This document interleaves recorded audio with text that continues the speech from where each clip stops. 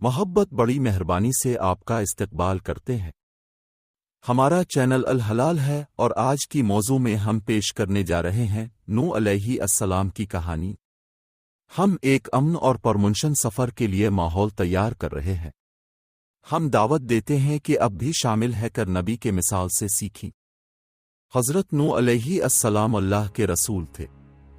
جب اللہ نے دیکھا کہ انسانوں کی حالت بہت بگڑ گئی ہے اور وہ توحید کے منہ سے پھسل کر گناہوں میں مبتلا ہو گئے ہیں تو انہیں ہدایت دینے کے لیے اللہ نے نوح علیہ السلام کو بھیجا۔ نوح علیہ السلام نے لوگوں کو سمجھانے کی کوشش کی اور انہیں اپنے گناہوں کے نتیجے کا خوف دکھایا، مگر جب لوگ ان کی نصیحت کو نہ سنتے رہے اور اپنے گناہوں میں مبتلا رہے تو اللہ نے نوح علیہ السلام کو حکم دیا کہ وہ ایک بڑی کشتی بنائیں۔ نوح علیہ السلام نے اللہ کے حکم کو مانتے ہوئے کئی سالوں تک محنت کی اور کشتی کو تیار کیا۔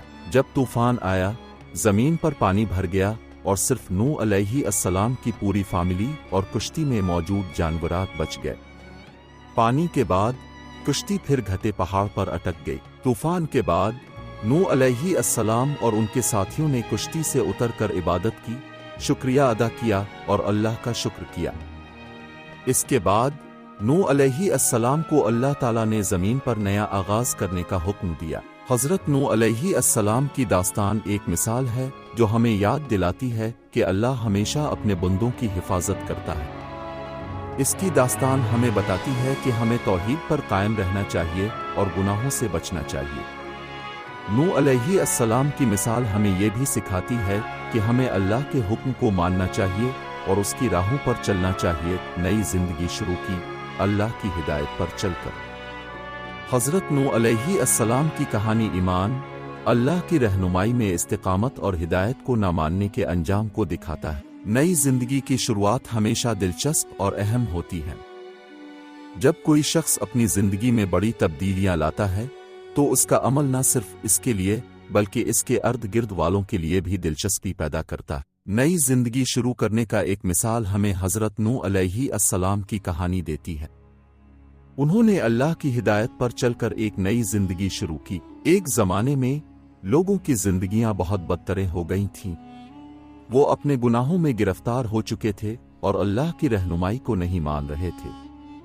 اس دوران اللہ نے حضرت نوح علیہ السلام کو انسانوں کو انجام دینے کے لیے ایک بڑی تقریر کرنے کا حکم دیا۔ حضرت نوح علیہ السلام نے اپنی قوم کو اطلاع دی کہ اگر وہ اللہ کی رہنمائی کو نہیں مانتے تو اللہ کا عذاب آنے والا ہے۔ وہ اپنی قوم کو مذکورہ عذاب سے بچانے کے لیے اللہ کی طرف سے چوتھے کا ایک جہاز بنانے کا فرمان پایا۔ حضرت نوح علیہ السلام نے اپنے عزیزوں کو اپنی طرف بلایا اور ان کو اپنی نئی زندگی کی معلومات دی، لیکن ان کے عزیزوں نے ان کی باتوں کو نہیں سمجھا اور اس کو مذکورہ جہاز پر نہیں چلنے کے فیصلے کیے۔ اس کہانی میں حضرت نوح علیہ السلام کی استقامت، ایمان اور اللہ کی رہنمائی کو نہ ماننے کی نتیجے کو دکھایا گیا ہے۔ وہ اپنے عزیزوں کو صحیح راستے پر لانے کی کوشش کرتے رہے لیکن وہ ان کو متوجہ کرنے میں ناکام رہے۔ اختتامی طور پر اللہ نے حضرت نوح علیہ السلام کو اپنی قوم کو چھوڑنے کے حکم دیا اور بڑی بڑی بارشوں کو بھیجا جو پوری زمین کو ڈوبا دیا۔ حضرت نوح علیہ السلام اور ان کے عزیزوں کو مذکورہ جہاز میں محفوظ رکھا گیا اور وہ سب سلامتی سے اس بڑی تباہی سے بچ گئے۔ اس کہانی سے ہمیں یہ سبق ملتا ہے کہ اللہ کی ہدایت پر چل کر نئی زندگی شروع کرنا بہت اہم ہے۔ ایمان، استقامت اور ہدایت کو نہ ماننے کے انجام سے ہمیں بچنا چاہیے۔